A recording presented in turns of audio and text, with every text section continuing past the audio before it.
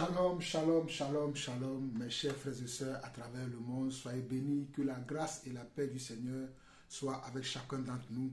Nous bénissons encore le Seigneur pour ce jour qui se lève encore sur nos vies, qui se lève encore sur nos têtes. Nous sommes heureux encore aujourd'hui d'être avec vous pour continuer notre enseignement sur les évêques et les anciens dans l'Église. Donc nous allons prier et nous allons continuer l'enseignement. Dieu de grâce, Dieu de paix, nous voulons te bénir, nous voulons te rendre grâce.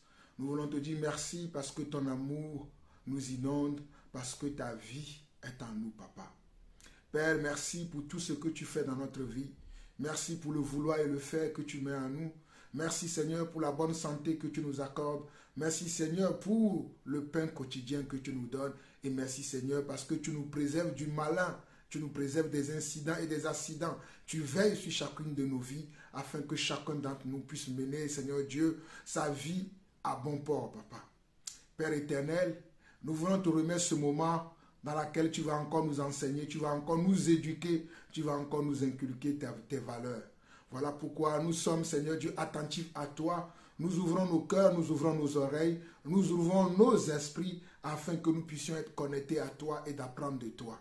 Nous te prions d'utiliser ton serviteur comme toi tu le veux, afin que nous soyons édifiés. Et que toi seul tu puisses recevoir la gloire, l'honneur et la puissance pour des siècles. Au nom de Jésus-Christ, nous avons ainsi prié. Amen. Alors mes chers frères et sœurs, une fois encore, shalom. Shalom dans vos demeures respectives, shalom dans vos foyers, shalom dans vos familles et shalom dans vos ministères. Vous écoutez, vous suivez la voix de votre frère, le serviteur, l'apôtre Jean-Paul. Comme vous le savez, nous avons commencé un enseignement depuis hier et cet enseignement a pour but de nous amener à nous interroger si nous sommes en train de faire ce que Dieu attend de nous en tant que des anciens ou bien si nous avons un appel de Dieu en tant qu'anciens, est-ce que nous sommes au bon endroit avec les bonnes personnes ou alors si nous ne savons pas qui peut être un ancien, qui peut être un évêque dans l'église. Au travers de cet enseignement, nous voulons vous éclairer, nous voulons vous amener à comprendre qui peut être un ancien, qui peut être un évêque, qui peut être un conducteur, un responsable, un berger des âmes du Seigneur. Donc voilà pourquoi Dieu a voulu que nous puissions faire cet enseignement, donner ces éclairages concernant le thème évêque ou bien concernant le thème ancien dans la parole de Dieu. Et hier, nous avons vu plusieurs passages, plusieurs versions de Bible. Et croyez-moi, il y a plusieurs versions de Bible. Mais moi, j'ai choisi quelques-uns afin de nous éclairer sur le sujet. Mais si vous êtes des élèves à l'école du Saint-Esprit, faites vous-même des recherches. Vous allez comprendre que ce thème-là veut dire simplement, ou bien ce mot qui est évêque, qui vient d'un mot grec ancien, qui est épiscopos, ne veut dire simplement que conducteur ou berger de l'église. Je crois que j'ai déjà enseigné il y a quelques années ce que c'est qu'un bon berger. Et le bon berger, selon Jean 10, c'est celui qui prend soin des brebis. Le bon berger, c'est celui qui garde les brebis. Le bon berger, c'est celui qui protège les brebis. Le bon berger, c'est celui qui ne permet pas que le mercenaire, ou bien que le voleur, ou bien que le diable, le serpent ancien, vienne détruire ses bergers, vienne détruire ses brebis. Donc, un évêque est un bon berger. Un évêque, un conducteur de l'église, un responsable de l'église est un bon berger. Et comme je le disais tantôt, si nous prenons l'exemple d'un berger qui garde les troupeaux, le berger est censé d'amener les troupeaux là où il y a de verts pâturages. Je précise encore que le berger est censé amener les troupeaux là où il y a de verts pâturages. Et lorsqu'il conduit ses troupeaux vers les verts pâturages, il a un bâton de pèlerin en main. Avec ce bâton, il est en train de garder, de surveiller ses troupeaux afin qu'aucun malheur, qu'aucun incident ni accident n'arrive à son troupeau. C'est ainsi que vous allez voir que le berger, avec son bâton, il va chasser tous les bêtes féroces, tous les animaux féroces qui vont vouloir venir attaquer ces troupeaux, il va les chasser. Il ne va pas permettre que les animaux féroces viennent troubler la tranquillité ou bien viennent prendre un de ces troupeaux pendant qu'il est en train de les conduire vers de verts pâturages. De la même manière, ceux qui sont appelés à conduire, à diriger, à inspecter, à garder, à surveiller, à contrôler, à être responsable de l'Église, ils doivent avoir dans la pensée qu'ils doivent veiller sur le troupeau. Ils doivent veiller sur le troupeau. Ils doivent veiller d'abord sur eux-mêmes. Parce que si eux-mêmes, ils ne sont pas en sécurité, comment ils peuvent veiller sur le troupeau? Donc, ils doivent d'abord veiller sur eux-mêmes. Et hier, nous étions dans le livre de Actes chapitre 20, que nous allons commencer la suite aujourd'hui à partir de là. Et croyez-moi, dans cet enseignement, nous verrons aussi les diacres, nous verrons le ministère de diaconat aussi, ou bien nous verrons le diacre aussi, les diacres. Qu'est-ce que les diacres ont fait dans la parole? Qu'est-ce que le Seigneur a voulu que les diacres fassent selon la parole de Dieu? Parce que nous voyons dans nos assemblées aujourd'hui. Mais dans la pensée originelle de la parole de Dieu, de la Bible, de nos prédécesseurs, quelle était la fonction, quel était le rôle des diacres, nous le verrons plus tard. Parce que nous ne pouvons pas parler des anciens sans parler des diacres. Parce que les deux travaillent ensemble. Quand nous parlons des anciens, nous allons aussi parler des diacres, mais nous le verrons plus tard. Donc nous revenons dans notre passage où nous sommes arrêtés hier, qui est Actes chapitre 17, et Actes chapitre 20 plutôt, et nous revenons vers le verset 17, où Paul disait, cependant de Milet, Paul envoya chercher à Éphèse les anciens de l'église. Lorsqu'ils furent arrivés vers lui, il leur dit, vous savez de quelle manière, depuis le premier jour où je suis entré en Asie, je me suis sans cesse conduit avec vous. Je me suis sans cesse conduit avec vous. Donc un conducteur, un ancien, doit avoir un comportement, doit avoir un caractère, doit avoir une manière de faire qui doit être différente de tout le monde. Parce qu'il est un conducteur, il est un leader, il est un responsable, il est un surveillant. Sa manière de se conduire avec les troupeaux ne peut pas être pareil avec tout le monde. Parce qu'il est un berger. Il doit avoir les yeux ouverts afin de surveiller ses troupeaux. Il doit avoir comment? Les yeux ouverts. Il doit remuer terre et ciel s'il le faut afin que ses troupeaux soient toujours dans la tranquillité, soient toujours dans le shalom, dans la paix de Dieu. Au verset 19, il dit, servant le Seigneur en toute humilité, avec l'âme et au milieu des épreuves que me suscitaient les embûches des Juifs. Malgré les épreuves que ce responsable, ce conducteur, cet évêque, cet ancien peut avoir, il doit toujours garder la tête haute. Il doit toujours être debout. Il ne peut jamais s'enlacer. Il ne va pas dire, j'en ai marre, je suis fatigué, je n'en peux plus.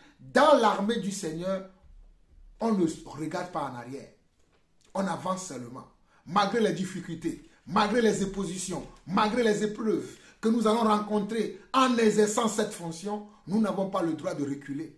Nous n'avons pas le droit de regarder en arrière et nous n'avons pas le droit d'aller en arrière. Nous devons avancer pour continuer l'œuvre que le Seigneur nous a donnée. Au verset 26, il va dire, c'est pourquoi je vous déclare aujourd'hui que je suis pur du sang de vous tous, car je vous ai annoncé tout le conseil de Dieu sans rien à cacher. Prenez donc garde à vous-même et à tout le troupeau sur lequel le Saint-Esprit vous a établi évêque pour perdre l'église du Seigneur qui s'est assise par son propre sang. Donc, Paul va dire aux anciens, aux conducteurs, aux surveillants, aux superviseurs, aux responsables, aux gardiens, aux bergers des âmes qui sont à Éphèse, avant de les quitter, il va leur donner ses derniers conseils. Dans le monde, il va les mettre face à leurs responsabilités. Il va les mettre face à leurs responsabilités. ou en d'autres mots, aux responsabilités dont ils seront confrontés. Et c'est ainsi que Paul dira que vous savez comment moi-même je me suis conduit avec vous. Et que vous savez que durant 3 années, je vous ai enseigné. Durant 3 années, Paul a pris le temps de les enseigner, de les encadrer. La manière dont ils doivent servir le Seigneur. Souvenez-vous, mes chers frères et sœurs, que lorsque le Seigneur a appelé tout d'abord les 12 apôtres, il les a enseignés pendant également 3 ans. Est-ce que vous vous souvenez de cela? Pendant 3 ans, le Seigneur a pris soin d'encadrer, d'enseigner, de discipliner ses apôtres avant de les envoyer à servir le Seigneur. Alors, toi qui crois que tu es un appel de Dieu, toi qui crois que tu es un serviteur de Dieu, que Dieu t'a appelé à le servir dans les 5 types de grâces ou dans les 5 types de dons ministériels où Dieu t'a appelé en tant qu'évêque, peut-être Dieu t'a appelé à être un apôtre, un prophète, un évangéliste, un pasteur ou docteur dans l'assemblée des saints, tu dois être enseigné. Tu dois être enseigné. Même si le Seigneur t'appelle, tu dois être enseigné. Tu dois d'abord être sous l'autorité d'un ancien qui va t'encadrer, qui va te montrer la voie du Seigneur. Comme on voit ici, Paul a pris d'abord le temps d'enseigner ceux qui vont conduire les autres. Ils ne se sont pas levés eux-mêmes pour aller conduire les autres, mais ils ont été enseignés, ils ont été encadrés. Ici, je crois qu'il faut que je précise quelque chose. Parfois, il y a certaines personnes qui seront déjà prêtes, qui n'auront pas besoin d'être sous l'autorité de quelqu'un pendant un certain nombre de temps avant d'entamer eux-mêmes leur ministère. Je précise encore. Parfois, il y aura des appelés qui n'auront pas besoin d'être sous l'autorité de quelqu'un pendant un laps de temps, pendant quelques mois, pendant quelques années, pendant quelques temps avant de commencer leur ministère. Ils peuvent commencer tout de suite. Nous voyons le cas de l'apôtre Paul. Dans Actes chapitre 9, dès que le frère Anania est venu baptiser le frère Paul et qu'il a imposé les mains à Paul, Paul tout de suite a commencé à prêcher l'évangile. Paul tout de suite a commencé à rentrer dans son ministère. Parce que Paul avait déjà du vécu. Il a été déjà à l'école de Gamaliel. Gamaliel était quelqu'un qui l'avait déjà formé. Si nous prenons également le cas de Jérémie, dans la parole, Jérémie était jeune. Et lorsque le Seigneur l'a appelé, dans Jérémie chapitre 1, le Seigneur a dit, c'est moi qui mettrai ma parole dans ta bouche. C'est moi-même qui mettrai mes paroles dans ta bouche. Parce que lorsque le Seigneur appelait Jérémie, Jérémie se plaignait. Jérémie disait que je ne suis qu'un enfant. Mais le Seigneur l'a rassuré. Ne t'inquiète pas. Même si tu es un enfant, je mettrai mes paroles dans ta bouche. Jérémie chapitre 1, je répète encore. Parce que le Seigneur disait à Jérémie, avant que tu ne naisses, je te connaissais. Et je t'avais établi prophète des nations. Alors c'est Dieu qui appelle et c'est Dieu qui établit et c'est Dieu qui détermine le temps que tu vas commencer ton appel. Parfois, Dieu va te demander tout de suite de commencer ton appel parce que tu es prêt. Parce que Dieu t'a déjà préparé. Il t'a formé par les diverses occasions que tu as dans ta vie ou bien par les diverses épreuves que tu as traversées dans ta vie ou par ton expérience de vie. Peut-être tu es déjà prêt. Tu vas donner ta vie ou bien tu vas rentrer dans l'église du Seigneur aujourd'hui. Et aujourd'hui même, tu peux commencer déjà à exercer en tant qu'ancien, en tant que conducteur, en tant que quelqu'un qui peut enseigner les autres parce que Dieu t'avait préparé d'avance. Mais tel n'est pas le cas pour tout le monde. Pour certaines personnes, vous avez besoin d'être enseigné d'abord. Vous avez besoin de rester sous l'autorité de quelqu'un. Dans la parole de Dieu, nous savons que Timothée était aussi un ancien. Nous le verrons plus tard quand nous allons avancer dans l'enseignement. Timothée était un ancien, il était un évêque, il était un conducteur de l'église. Tite aussi l'était. Mais ils ont été d'abord sous comment? Sous la subordination de notre frère bien-aimé Paul. C'est Paul qui les a encadrés, c'est Paul qui les a enseignés, c'est Paul qui les a mis sur la voie du Seigneur. Parce que Paul a détecté en eux qu'ils avaient un appel sur leur vie. Donc tu peux être un appelé de Dieu, mais toi-même tu ne le sais pas. Mais chemin faisant, avec le conducteur que tu suis, avec le responsable que tu suis, avec l'évêque que tu suis, il pourra te dire que tu es appelé à telle chose. Il pourra te diriger. Il pourra t'orienter dans la direction que tu dois aller. Mes chers frères et sœurs, je vous assure, c'est la vérité. Tu peux être un appelé de Dieu, authentique. Alléluia. Mais que tu ne le sais pas. Mais en marchant avec un serviteur de Dieu, un vrai, un authentique, c'est lui qui te dira, frère, je crois que Dieu t'appelle à être un évangéliste. Dieu t'appelle à être un prophète. Dieu t'appelle à être un apôtre. Parce que je vois en toi ces fruits-là. Je vois en toi ces compétences-là. Je vois en toi ces talents. Je vois en toi cette grâce-là.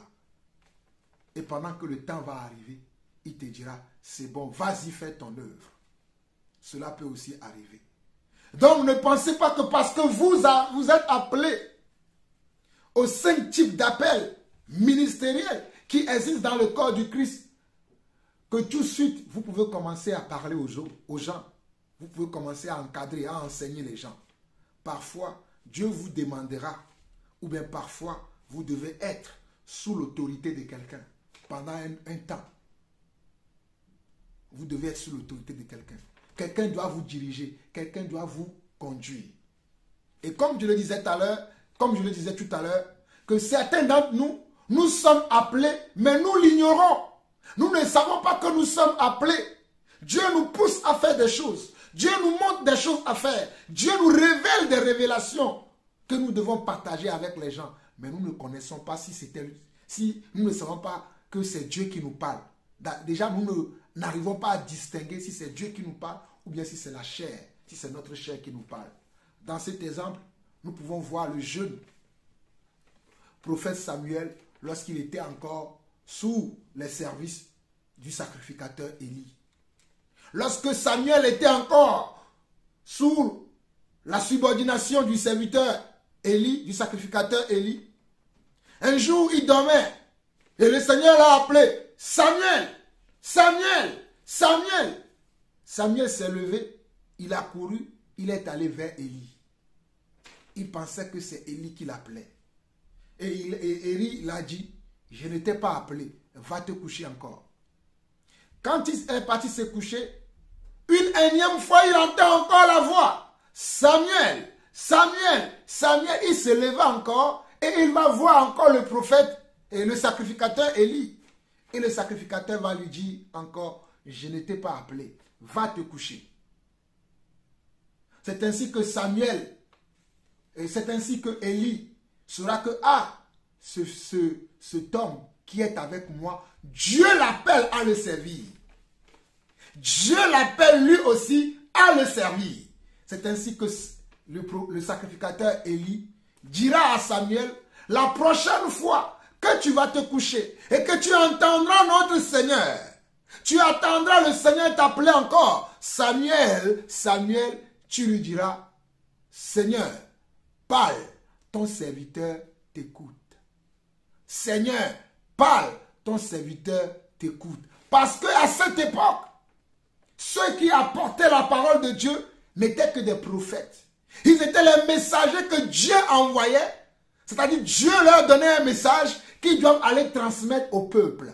C'était ça la fonction, le rôle qu'ils jouaient. Ils devaient recevoir un message de Dieu et l'apporter au peuple. Voilà pourquoi le sacrificateur Élie dira à Samuel, lorsque tu entendras encore la voix t'appeler, Samuel, Samuel, Samuel, tu répondras, Seigneur, parle, ton serviteur t'écoute. Et c'est ainsi que Élie a mis Samuel sur la voie du Seigneur. Il a fallu que Samuel soit au service d'un autre pour que le Seigneur puisse passer par ce autre-là pour lui mettre sur la voie du Seigneur. Remarquez bien que dans cette histoire, ce n'est pas Samuel lui-même qui s'est auto-appelé.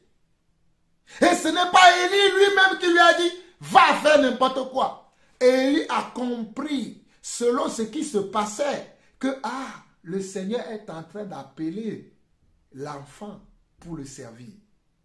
Le Seigneur est en train d'appeler l'enfant pour le servir. Voilà pourquoi je suis en train de vous dire qu'il y a certains parmi nous, vous ne saurez pas que le Seigneur vous a appelé. Mais chemin faisant, en marchant avec un autre ancien, un autre évêque, un autre conducteur, les circonstances que vous allez vivre vont montrer à ce dernier que vous êtes aussi appelé à servir Dieu. Et il vous dira,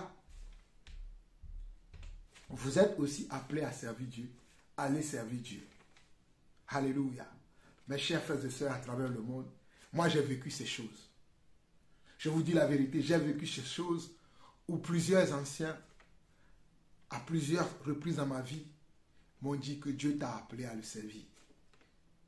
Certains ne savaient pas à quel type d'appel Dieu m'a appelé, mais ils m'ont simplement révélé, Dieu t'a appelé à le servir.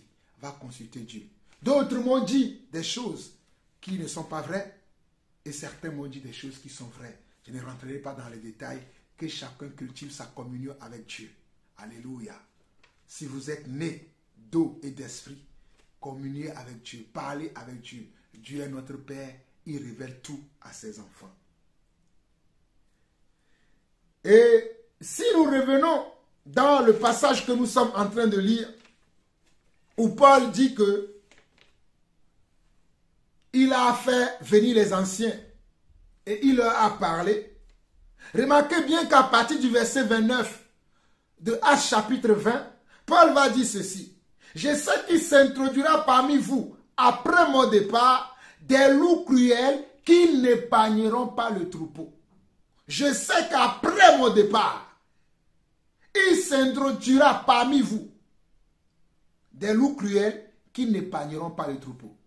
Je sais qu'après avoir entendu, écouter cet enseignement, d'autres vous diront, mais pourquoi vous écoutez ce monsieur-là? Qu'est-ce qu'il raconte? Qu'est-ce qui prouve que ce qu'il dit c'est la vérité? Il est qui même? Il dit qu'il est apôtre. Il est où son église? Vous entendrez toutes les sons de cloche qu'on dira par rapport à moi. Paul a pris le soin de dire, comme moi aussi je prends le soin de vous dire aujourd'hui, que je sais qu'il s'introduira dans vos têtes. Alléluia. Il s'introduira dans votre esprit. Alléluia. Après que vous aurez entendu, écouté cet enseignement, des loups cruels qui n'épargneront pas votre tranquillité. Et qu'il se lèvera au milieu de vous des hommes qui enseigneront des choses pernicieuses pour entraîner les disciples après eux. Il y aura des gens qui vont vous enseigner des choses qui sont contraires à la volonté de Dieu. Et leur objectif, leur mission première, c'est que vous les suivez eux et que vous ne suivez pas la volonté de Dieu. Alors que nous sommes là uniquement là pour que vous puissiez écouter Dieu et que vous puissiez suivre Dieu. Je ne suis pas ici pour que vous me suivez moi, à moins que vous voyez Christ en moi et que vous voulez m'imiter. Mais si tel n'est pas le cas là, celui que nous devons suivre, que ce soit vous ou que ce soit moi, c'est le Seigneur, Yeshua Hamashiach, qui a payé le prix pour nous, qui nous a sauvés, qui nous a donné la vie éternelle. Alléluia. Voilà pourquoi Paul dit que, au verset 30, il dit, il s'élèvera du milieu de vous. Il s'élèvera du milieu de vous. Donc, au milieu de l'église, dans l'église, il y a des gens qui vont enseigner des choses pernicieuses. C'est-à-dire des gens qui n'ont pas la vraie qualité d'évêque. Les gens qui ne sont pas de véritables évêques. Mes frères, ce que je suis en train de vous révéler se trouve dans la parole de Dieu. Et c'est un appelé authentique, véridique, qui a enseigné cela. Aujourd'hui, les gens croient qu'à l'église, il n'y a pas ce genre de choses qui peuvent se passer. Mais ces choses-là existent dans l'église. Nous devons être conscients de cela. Nous devons savoir cela, que dans l'église aujourd'hui, nous avons certains individus que moi je nomme des faux frères. et certains sont des faussaires, qui ont pour objectif de nous amener en dehors de la volonté de Dieu, qui ont pour but, qui ont pour mission de nous amener en dehors de la foi qui est la foi véritable. Ils ont pour objectif de nous faire perdre la foi. Selon qu'il est écrit dans 1 Corinthiens, oh alléluia, que les mauvaises compagnies corrompent les bonnes mœurs. Vous devez le savoir que, mes frères et sœurs, vous ne pouvez pas marcher avec tout le monde. Parce que toi qui fréquentes quelqu'un qui n'a pas de bonnes intentions, qui n'a pas un cœur pur, qui n'a pas une bonne conscience, et qui n'a pas un cœur pur, mais que son rôle, c'est de te faire perdre la foi. Que son but, c'est de te faire régresser dans la foi. Il ne veut pas que tu progresses, il ne veut pas que tu avances, mais c'est celui que tu fréquentes. Quel sera après tes résultats? Quel sera après ce que tu vas devenir? Tu ne deviendras absolument rien, si ce n'est tu vas perdre ta vie. Voilà pourquoi au verset 31 de ce même passage, Paul dira, veillez donc, vous souvenant que durant 3 années, je n'ai cessé nuit et jour d'exhorter avec l'âme chacun de vous. Paul dit au verset 31 de Actes 20, que veillez donc, vous souvenant que durant 3 années, alléluia, nous devons veiller, alléluia, nous devons veiller. Dans le mot veiller veut dire, nous devons faire attention. Nous devons être vigilants. Nous devons être concrets dans notre foi. La foi, ce n'est pas simplement dire je crois seulement, mais tu dois surveiller ce qui se passe autour de toi, ce qui se fait autour de toi, ce qui se propage autour de toi. Tu dois avoir ton œil là-dedans, ton regard là-dedans. Tu ne vas pas suivre simplement la communauté comme ça, sans être vigilant, sans avoir veillé sur ce qui se passe. Croyez-moi, toutes les communautés dans lesquelles moi j'ai été, alléluia, oh, vous pouvez demander, j'ai cette réputation que je surveille tout. Je ne peux pas marcher avec les gens où je n'ai pas mes regards sur ce qui se passe. C'est impossible. Je ne peux pas le faire.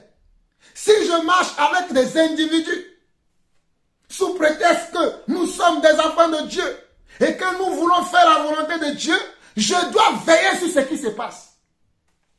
Je ne peux pas être là simplement dans l'enthousiasme de chanter quelques cantiques. Oh, gloire à Dieu, alléluia, c'est la journée. C'est pas fini ça. C'est pas fini. Après que nous aurons chanté des cantiques spirituels, oh, des cantiques bénissants, des cantiques qui vont nous faire, qui vont nous transporter de la terre jusqu'au ciel. Même quand on aura fini de chanter ces cantiques-là, Jean-Paul Lawson aura ses yeux ouverts pour voir ce qui se passe, ce qui se dit, ce qui se trame partout dans l'assemblée. Parce que je suis un apôtre. Je suis un apôtre qui exerce son ministère partout où je vais. S'il faut poser des questions, s'il faut interroger les gens, je le fais. Mes frères peuvent témoigner, mes soeurs peuvent témoigner. Et quand même j'organise des réunions, des rencontres entre nous les ministres, vous verrez que même dans ces réunions, je regarde ce qui se dit, ce qui se fait. C'est ça veiller. Oh, croyez-moi, j'aime veiller. Appelez-moi monsieur le veilleur. Appelez-moi même monsieur veillé, si vous voulez. Je ne peux pas permettre qu'on soit là et que je ne veille pas sur ce qui se fait. Ou ce qui se dit dans les coins et recoins. Je dois veiller sur toutes choses. Car la parole me demande que veillez donc. Veillez donc. Vous souvenant que durant 3 années, je n'ai cessé nuit et jour d'exhorter avec l'âme chacun de vous. Regardez comment je vous exhorte aujourd'hui.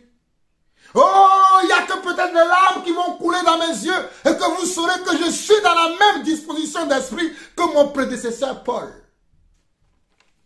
Afin de vous exhorter, afin de vous attirer à Christ, afin de vous ramener à Christ, afin de vous ramener dans la pensée de Dieu, dans l'esprit de Dieu, dans la volonté de Dieu. Aujourd'hui, les gens veulent faire ce qu'ils veulent. Ils ne veulent pas se soumettre à la parole de Dieu. Ils ne veulent pas comprendre la pensée de Dieu. Mes frères et sœurs, si je vous lis tout de suite, je vais vous le lire tout de suite, la version Semeur de ce passage que je suis en train de lire. Regardez dans la version Semeur, au verset 17, on nous dit, pendant l'escale à Milet, il envoya quelqu'un à Éphèse pour demander aux responsables de l'église de venir le rejoindre. Pendant que Paul a fait une escale à Milet, il envoya quelqu'un à Éphèse pour demander aux responsables de l'église de venir le rejoindre. Parce que Paul passait son temps à aller de l'église en église, à aller de communauté en communauté, pour pouvoir voir qu'est-ce qui se fait là-bas. Paul veillait, Paul lui-même était tout le temps dans veiller. Il essaie de chercher à comprendre. Ceux-là qui se réunissent à tel endroit, qu'est-ce qu'ils font là-bas? Ceux-là qui se réunissent de tel autre côté, qu'est-ce qu'ils font? Aujourd'hui, ce n'est pas la même chose que nous vivons. Mais on nous dit, dans la version Semeur de la Bible, que pendant l'escale à Milet, il envoya quelqu'un à Éphèse pour demander aux responsables de l'église de venir le rejoindre. Quand il fut arrivé auprès de lui, il leur dit, « Vous savez comment je me suis comporté pendant tout le temps que j'ai passé parmi vous depuis le jour de mon arrivée dans la province d'Asie. J'ai servi le Seigneur en toute humilité, avec des larmes, au milieu de preuves suscitées par les complots des Juifs. » Verset 27. « Car je vous ai annoncé tout le plan de Dieu, sans rien passer sous silence. Car je vous ai annoncé tout le plan de Dieu, sans rien passer sous silence.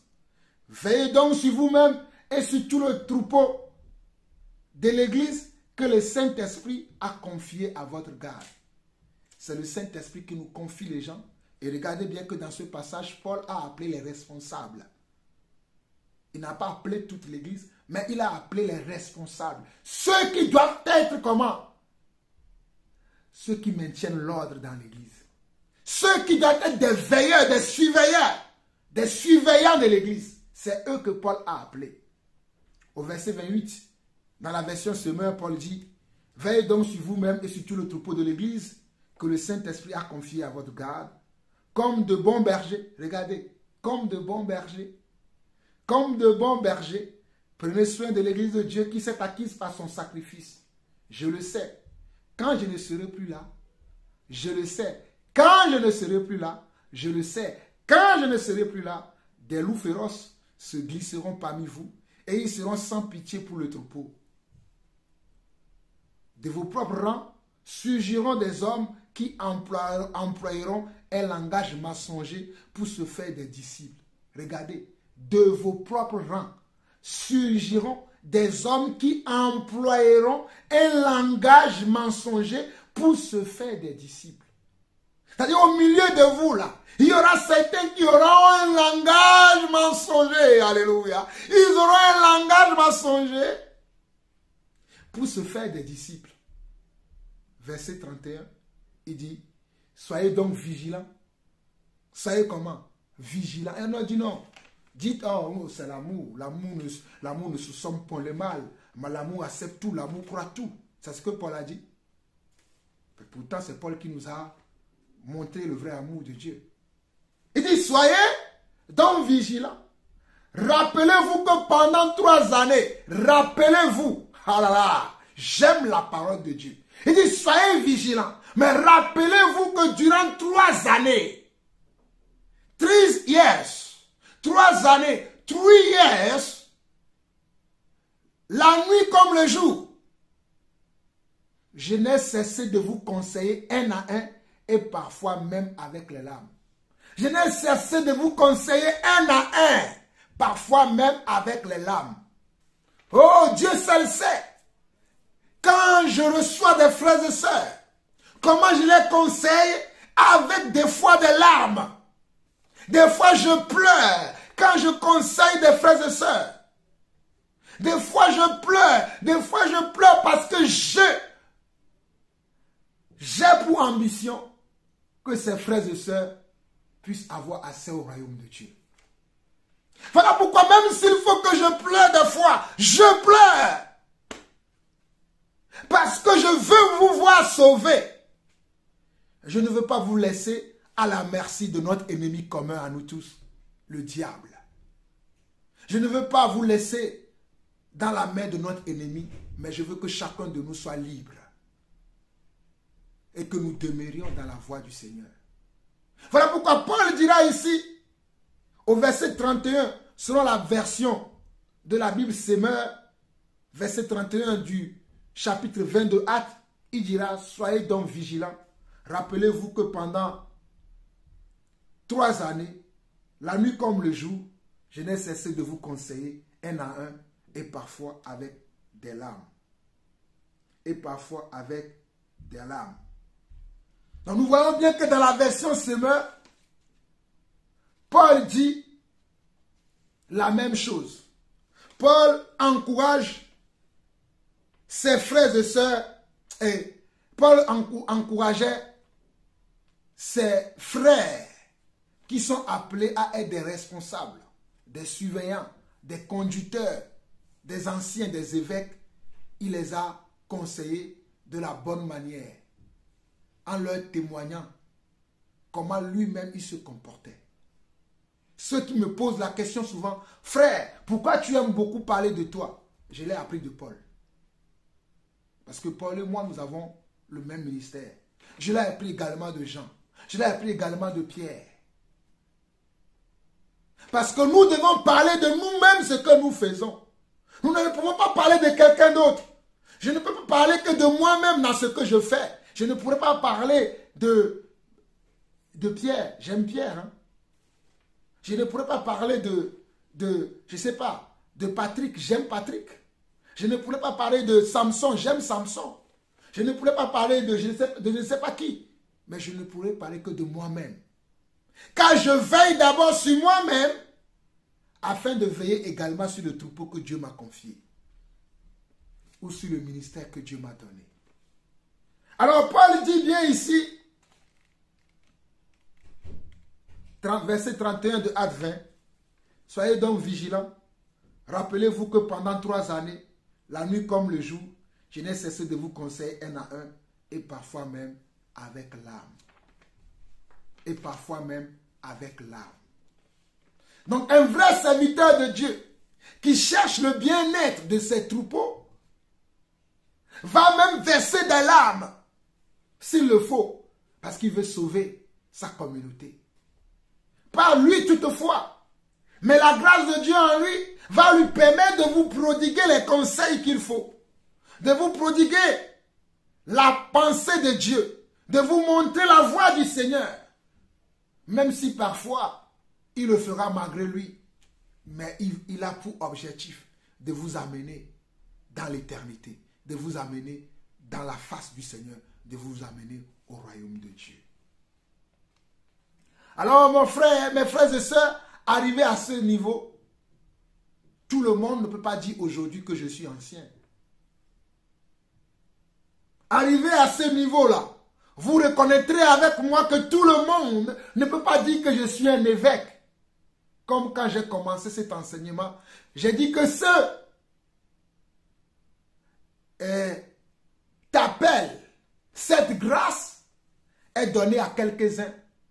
Ce n'est pas donné à tout le monde. Tout le monde ne peut pas être un enseignant dans la parole de Dieu aujourd'hui. Tout le monde ne peut pas être un enseignant de la parole de Dieu aujourd'hui. L'enseignement est réservé scrupuleusement aux 5 types de ministères que je vous ai présentés dans cet enseignement, à savoir les apôtres, les prophètes, les évangélistes, les pasteurs et docteurs. Non, celui qui se lève simplement et dit, moi je suis un frère. Non, dans la Bible, lorsque quelqu'un vient parler, dit, je veux enseigner, il dit ce qu'il est. Mes frères, il dit ce qu'il est. Je vais vous lire quelques passages très rapidement, afin que vous compreniez ce que je veux dire. Les gens viennent aujourd'hui parler sans dire qui ils sont. Regardez, dans l'Épître aux Romains, je vais lire Romains chapitre 1, le premier verset. L'Épître aux Romains, le premier verset. Celui qui est l'auteur de ce livre, c'est l'apôtre Paul. Regardez ce qu'il dit. Paul, je vais lire Romains chapitre 1, verset 1. Il dit, Paul, serviteur de Jésus-Christ, appelé à être apôtre, mis à part pour pour annoncer l'évangile de Dieu. Regardez, Paul, serviteur de Jésus-Christ, appelé à être apôtre, mis à part pour annoncer l'évangile de Dieu. Donc, Paul était un appelé et élu de Dieu, mis à part, dans le but d'annoncer l'évangile, dans le but d'enseigner les autres. C'est pour ça que Dieu l'a appelé. Voilà pourquoi Paul dit dans Romains chapitre 1, verset 1, Paul, serviteur de Jésus-Christ, appelé à être apôtre, mis à part pour annoncer l'évangile de Jésus-Christ. Ça, c'est Paul. Nous allons voir également Pierre. Pierre. Et vous allez voir ce que Pierre dit lui-même. Dans le livre de 1 Pierre, les épîtres de Pierre, 1 Pierre chapitre 1, le verset 1, Pierre dit ceci. Pierre, apôtre de Jésus-Christ, à ceux qui sont étrangers et dispersés dans le Pont, la Galatie, la Cappadoce, l'Asie et la Bithynie, et qui sont élus selon la préscience de Dieu le Père par la sanctification de l'Esprit. Regardez le verset 1.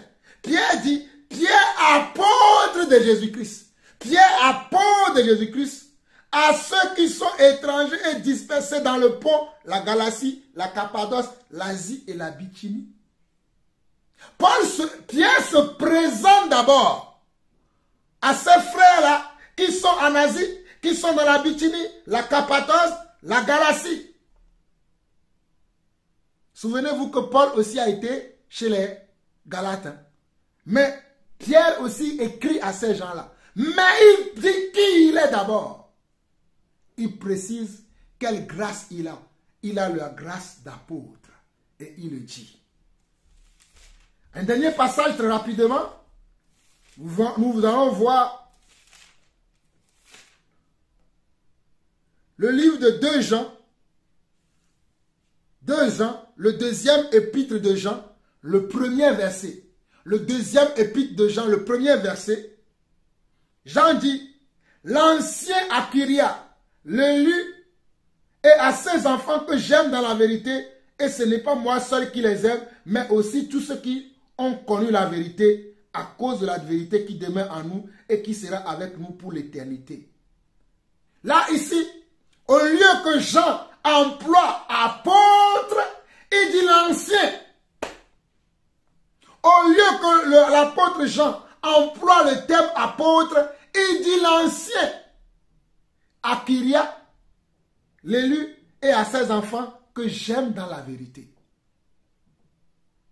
Donc nous comprenons que le terme ancien est lié ou bien est relatif aux 5 types d'appels que nous avons dans la parole de Dieu. Voilà pourquoi Paul dira dans 1 Timothée et dans le livre de Tite chapitre 1 que nous allons lire rapidement. Tite chapitre 1. Tite chapitre 1 à partir du verset 5. Regardez, Tite chapitre 1 à partir du verset 5. Paul dit à Tite ceci. Je t'ai laissé en Crète afin que tu mettes en ordre ce qui reste à régler et que selon mes instructions, que tu établisses des anciens dans chaque ville. Paul n'était pas là lui-même. Il a envoyé Tite. Et voici les instructions qu'il a données à Tite. Il dit que tu dois établir comment? Des anciens, des évêques, des responsables, des conducteurs dans chaque ville. Et Paul, dans ce passage de Tite, le verset 1, il dit Paul, serviteur de Dieu et apôtre de Jésus, pour la foi des élus de Dieu et la connaissance de la vérité qui est selon la piété. Regardez comment Paul s'est présenté. Il dit Paul, serviteur de Dieu. Nous sommes dans Tite 1, le verset 1. Il dit Paul, serviteur de Dieu et apôtre de Jésus-Christ pour la foi des élus de Dieu et la connaissance de la vérité qui est selon la piété. Donc il y a une connaissance qui est selon la piété. Et Paul était un serviteur tel. Paul était un apôtre de cette connaissance-là. C'est la même chose que je suis. Voilà pourquoi j'aime vous dire, vous écoutez la voix de votre frère, le serviteur, l'apôtre Jean-Paul Lawson, parce que vous devez savoir à qui vous avez affaire. afin que vous sachiez ce que je veux faire. Et si nous revenons dans les instructions que Paul a données à Tite ici, verset 5 jusqu'au verset 9, il dit, je t'ai laissé à Crète afin que tu mettes en ordre ce qui reste à régler et que selon mes instructions, tu établisses des anciens dans chaque ville. S'il s'y trouve quelques hommes irréprochables, maris d'une seule femme, ayant des enfants fidèles, qui ne soient ni accusés de débauche ni rebelles. Regardez la même chose que Paul a dit à Timothée, c'est la même chose ici. Au verset 6, il dit, s'il s'y trouve quelques hommes irréprochables, on n'a pas dit quelques femmes. La femme ne peut pas exercer en tant qu'évêque dans l'église. Vous écoutez la voix de votre frère, le serviteur, l'apôtre Jean-Paul. Toute femme qui exerce dans l'église en tant qu'évêque n'aime pas de Dieu. Toute femme, peu importe la popularité de la femme, vous qui écoutez les Joss Meyer, les Catherine Kuhlman, toutes ces femmes connues du monde, vous qui écoutez toutes ces femmes congolaises, ivoiriennes, qui prêchent la parole et que vous croyez que cela vient de Dieu, écoutez-moi très bien. Je suis l'apôtre Jean-Paul Lawson. Dieu ne permet pas à la femme d'enseigner la parole de Dieu. Toute femme qui le fait déshonore Dieu. Même si Marcelo Tunasi vous dit que oui, la femme peut enseigner, Marcelo Tunasi n'est pas le Saint-Esprit. Même si on crée fraudolar, peu importe ces gens-là qui vous annoncent que les femmes peuvent enseigner la parole de Dieu, ils ne sont pas le Saint-Esprit. Le Saint-Esprit dit ici, s'il s'y trouve quelques hommes, même si Mohamed Sanogo, oh Mamadou Karambiri, oh que sais-je encore, toutes ces personnes-là, oh Tibi Joshua, ou peu importe tous ces hommes connus dans le milieu chrétien, oh alléluia. Peut-être ces Américains comme les John Bever, oh alléluia, les Kenneth Copeland, oh tous ces Dieu n'est pas américain, Dieu n'est pas congolais, Dieu n'est pas ivoirien, Dieu n'est pas camerounais. Dieu est Dieu, alléluia. Car Dieu est esprit. Et il faut que tout ce qu'il adore, l'adore en esprit et en vérité. Et la vérité, c'est que nous devons nous soumettre à sa parole. Arrêtez de suivre ces femmes rebelles qui amènent les gens en perdition et vous les suivez. Parce qu'il y a Mamadou Karambiri qui a dit la femme peut enseigner que Paul était comme un anti-femme. Ah bon? Mamadou Karambiri dit que Paul était un anti-femme. Voilà pourquoi toi tu veux aller prêcher en tant que femme. Continuez. Donc le verset 6 des titres dit, s'il s'y trouve quelques hommes, si s'y trouve quelques hommes irréprochables, mari d'une seule femme, d'une seule femme, donc on comprend que c'est l'homme qui marie la femme, et c'est l'homme qui doit être un conducteur de l'église, pas la femme. C'est l'homme qui doit conduire l'église. C'est l'homme qui doit diriger l'église. C'est l'homme qui doit être assis dans la peau de chef dans l'église et non les femmes. Dans toutes les églises, écoutez-moi très bien, dans toutes les églises où on voit les femmes à la tête, cela n'est pas de Dieu. Ça n'a pas été de Dieu hier, ça ne le serait pas aujourd'hui et ça ne le serait pas demain. Vous écoutez la voix de votre frère, le serviteur, l'apôtre Jean-Paul Lawson, l'élu de Dieu pour annoncer un évangile que les hommes ne vont pas aimer. Vous voulez qu'on vous dise quoi? Toute femme que vous voyez sur les talons comme ça, oh, alléluia, hey, oh Dieu, ce n'est pas le Seigneur, c'est la chair. C'est l'ennemi, c'est le diable. Si vous voulez continuer, continuez. Écoutez maintenant. Verset 7. Car il faut que l'évêque, vous voyez, Paul a dit qu'il établisse des anciens. Maintenant au verset 7, il va dire, car il faut que l'évêque. Voilà pourquoi nous comprenons que le mot ancien et le mot évêque sont des synonymes. Et que le mot évêque veut dire la même chose que le mot ancien, et que le mot ancien veut dire la même chose que évêque, et que cela vient du mot grec, épiskopos. Verset 7, car il faut que l'évêque Sois irréprochable comme économe de Dieu. Qu'il ne soit ni arrogant, on n'a pas dit qu'il ne soit ni arrogante, parce qu'il n'y a pas de femme dedans. Ni colérique, ni adonné au vin, ni volant, ni porté à un gain honteux, mais qu'il soit hospitalier, ami des gens de bien, modéré, juste, saint, tempérant. Regardez comment Tite il dit ici, au verset 8, il dit, mais qu'il soit hospitalier, ami des gens de bien. Il n'est pas ami des voleurs. Il n'est pas ami des menteurs. Il n'est pas ami des cupides. Il n'est pas ami des blasphémateurs. Il n'est pas ami des arrogants. Oh, il n'est pas ami des tricheurs. Il n'est pas ami des voleurs. Il n'est pas ami des menteurs. Je ne serai jamais ami des menteurs. Écoutez-moi très bien. Vous écoutez la voix de votre serviteur, l'apôtre Jean-Paul Lawson. Je ne serai jamais, au grand jamais, ami des menteurs. Je serai toujours leur ennemi. Parce que moi, je suis là pour faire la volonté du Père. Je ne suis pas là pour faire ma propre volonté, mais je suis là pour faire la volonté de celui qui m'a enrôlé dans son armée. Et celui qui m'a enrôlé, c'est le Saint-Esprit. C'est lui qui m'a établi évêque. C'est lui qui m'a établi apôtre dans son église. Verset 8. Mais qu'il soit hospitalier, ami des gens de bien, modéré, juste, saint, tempérant. Verset 9. Attaché à la vraie parole, telle qu'elle a été enseignée, afin d'être capable d'exhorter selon la saine doctrine et de réfuter les contradicteurs.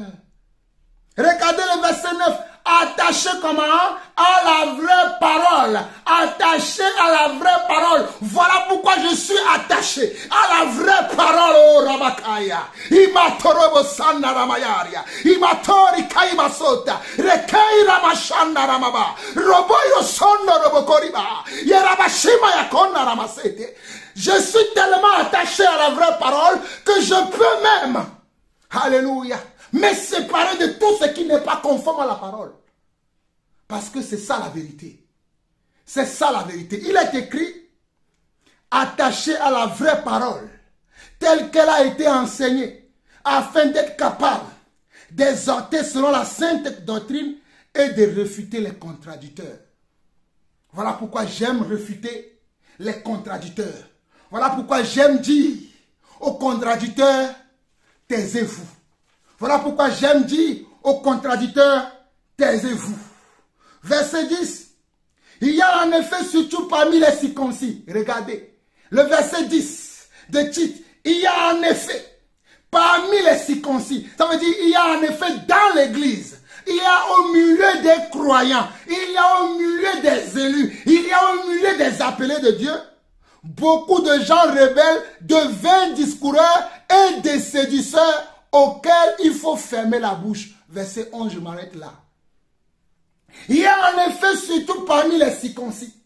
Il y a en effet surtout parmi comment nous qui sommes les appelés de Dieu, les élus de Dieu, il y a comment des faux circoncis, il y a comment des rebelles, il y a comment des personnes qui sont de vains discoureurs. Ce sont de vains discoureurs et des séducteurs. Ce sont eux qui vous disent que la femme peut enseigner la parole de Dieu. Ce sont eux qui vous disent que la femme peut être un évêque. Ce sont eux qui vous disent que la femme peut être un prophète, peut être un apôtre, peut être un évangéliste, peut être un pasteur et un enseignant de la parole. Ce sont des séducteurs. Vous pouvez les aimer, aimez-les, détestez Jean-Paul Lawson. Oh, alléluia, vous allez me détester, oh, Shaikaraba, Iraboya, vous n'allez pas m'aimer, mais mes paroles, oh, mes paroles, qui sont la parole de Yeshua, mes paroles, qui sont la parole de Yeshua, vont vous hanter toute votre vie. Vous qui écoutez les Catherine Kuhlman, les Joss Meyer, les femmes de Kenneth Copeland, les femmes de Mamadou Karambiri, de tous ces prophètes des nations qui existent aujourd'hui là, tous ces prophétesses là, vous qui les écoutez là, vous ne savez pas ce que vous... Ah, que Dieu ait pitié de vos âmes. Oh, que Dieu ait pitié de vos âmes. Seigneur, ait pitié de leur âme. Que Dieu ait pitié de vous. On dit que la femme ne peut pas prêcher la parole. On dit que si se trouve quelques hommes, mari d'une seule femme. Maintenant, dans quelle Bible ces hommes-là ont vu que vous... Comment ils ont choisi ces femmes-là qui prêchent? Comment ils les ont choisis? Au verset 11, auquel il faut fermer la bouche. Nous vous fermons la bouche aujourd'hui. Vous qui voulez faire des femmes, des prédicateurs, des évêques dans l'église de Dieu, nous vous fermons la bouche aujourd'hui. Vous qui voulez faire des papas, ceux qui viennent à peine de se convertir, vous leur dites maintenant, vous êtes maintenant le pasteur de vos familles. C'est faux, c'est archi faux, c'est un mensonge. Repentez-vous.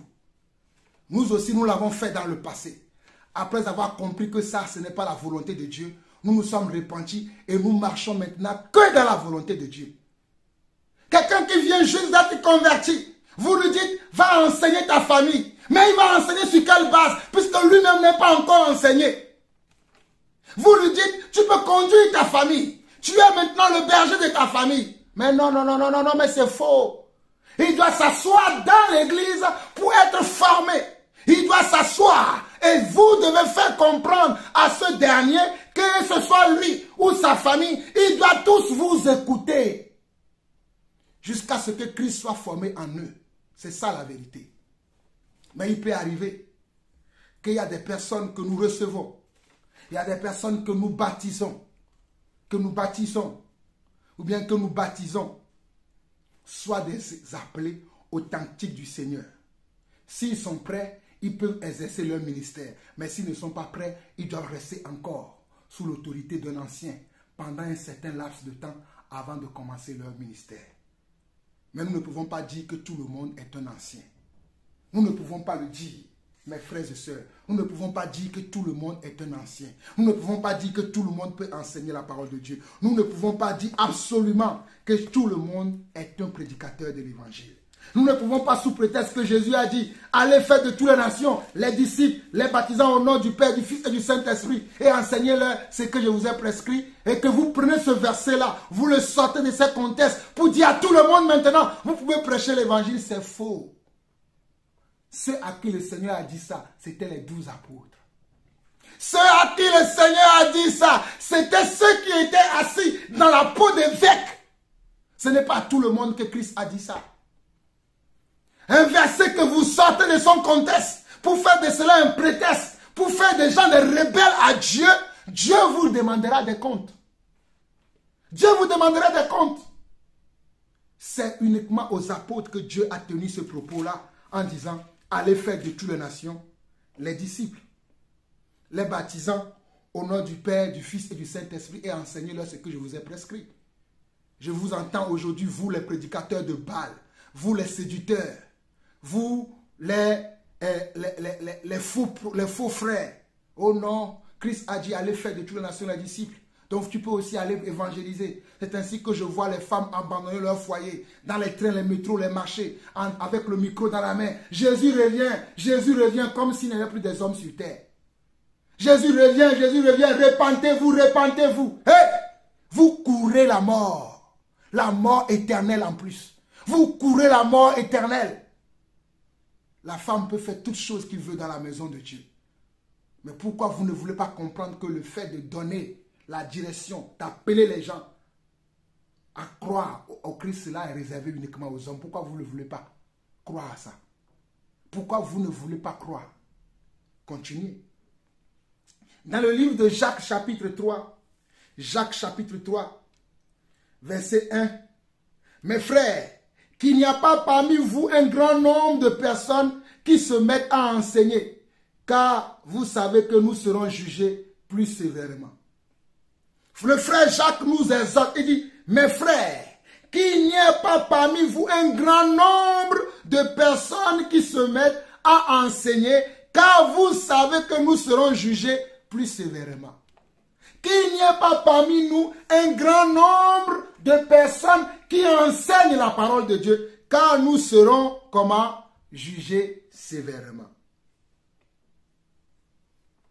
Car nous serons jugés comment? Sévèrement. Il ne faut pas qu'il y ait parmi nous un grand nombre de personnes qui enseignent car nous serons jugés sévèrement. Et pour terminer cet enseignement, cette première partie, parce que la prochaine fois que nous allons nous voir, nous allons commencer à parler des diacres. Je pense qu'au niveau des anciens, au niveau des évêques, au niveau des responsables, des conducteurs, des apôtres, des prophètes, des évangélistes, des pasteurs et des docteurs, le message est bien prêché maintenant. Vous avez compris ce que Dieu veut. La prochaine fois, nous parlerons des diacres. Quels étaient les prérequis pour être diacre? Quelle était leur fonction? Quel était ce qu'ils devaient faire dans l'œuvre de Dieu? Nous le verrons. Mais j'aimerais ici vous dire que, même dans l'ancienne alliance, parce que je n'ai pas voulu aller partout, mais vous pouvez lire le livre de Nombre 11, et vous allez voir que même dans le livre de Nombre 11, il y avait 70 anciens qui aidaient Moïse dans l'œuvre de Dieu. Mais ces personnes-là, ce n'est pas eux qui rentraient dans le temple pour faire le sacrifice. C'était que des Lévites qui devaient rentrer dans le temple pour servir le Seigneur. Ce n'était pas tout le monde qui pouvait entrer dans le temple pour pouvoir faire le sacrifice. Ce n'était que des Lévites. Ça veut dire qu'il y a, depuis les temps anciens jusqu'à aujourd'hui, il y avait de la séparation entre le peuple lambda et entre les conducteurs du peuple. Il y avait une séparation entre le peuple lambda et les conducteurs du peuple. Aujourd'hui, les gens disent, parce qu'il est écrit dans Apocalypse 1, que nous sommes tous sacrificateurs. Oui, nous ne refusons pas, nous sommes tous sacrificateurs. Tu n'as pas besoin forcément de ton conducteur pour apporter une parole à Dieu, pour prier, pour demander quelque chose à Dieu. Mais par contre, l'enseignement là, Dieu, même s'il nous a appelés tous sacrificateurs, parmi nous tous qui sommes des sacrificateurs là, il y a des sacrificateurs qui ont d'autres charges que les autres n'ont pas. Il y a des sacrificateurs qui ont d'autres charges que les autres n'ont pas. Nous ne sommes pas tous les mêmes choses. Nous avons des rôles, des fonctions, des qualités, des compétences, des talents différents les uns des autres, les unes des autres. Et chacun doit être à son poste dans l'Église. Comme je vous l'ai dit dans Nombre 11, le Seigneur avait appelé Moïse, a choisi 72 anciens qui devaient l'aider dans l'œuvre du ministère. Ces 70 anciens-là ne prenaient pas la place de Moïse. Ces 70 anciens-là ne prenaient pas la place de Moïse. Ils étaient à leur place. Ce n'est pas eux qui rentraient dans le temple pour faire les sacrifices.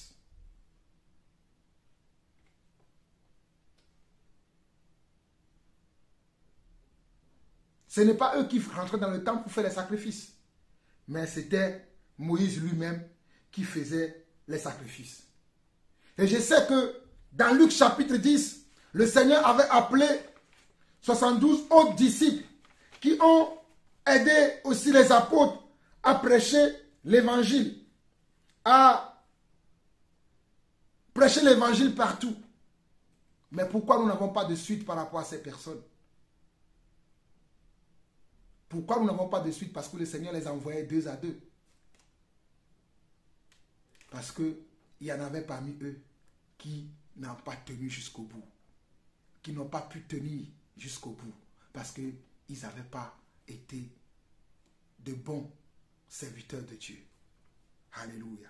Les bons serviteurs de Dieu, ce sont ceux que Dieu a établis et qui restent, qui gardent l'alliance de Dieu et qui font les choses que Dieu les demande. Je pourrais continuer encore à parler. Mais le but n'est pas de venir ici donner beaucoup de paroles. Mais le but est de nous amener à comprendre la pensée de Dieu, à comprendre la volonté de Dieu, à comprendre qu'est-ce que Dieu veut de nous, qu'est-ce que Dieu veut faire dans notre vie. Et ce que Dieu veut faire dans notre vie, Dieu l'a dit dans la parole. Voilà pourquoi il a établi de l'ordre dans l'Église. Il a établi de l'ordre dans l'Église afin que dans l'Église, que nous ne soyons pas dispersés, que nous ne prenions pas la place de l'un et de l'autre, mais que chacun puisse être à sa place, là où il faut convenablement. Que tu ne sois pas à la place d'un tel, alors que ta place n'est pas là-bas. Que tu ne sois pas à la place de l'autre, alors que ta place n'est pas là-bas. Mais il faut que tu sois là où Dieu veut que tu sois réellement. Alors mes chers frères et sœurs, N'écoutez pas tous ceux qui se disent qu'ils sont appelés à servir le Seigneur.